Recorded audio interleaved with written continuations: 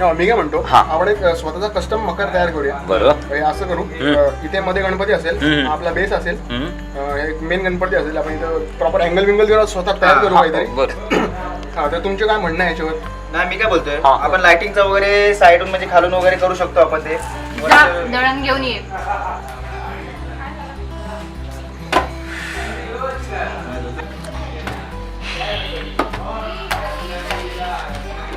दुसरं घे चल. फायनली कसला बनलंय यार ड्रॉइंग. एक नंबर पाहिजे असं बनव. एकदम मस्त झालंय. लाईट्स पण अशाच लावू, हो ना. तेवढीच ती तोरण इकडे लावू, हे 2 असे ब्रॅकेट ठेवू. बेस्ट तर सुपर आहे. पण मी काय म्हणतो हा.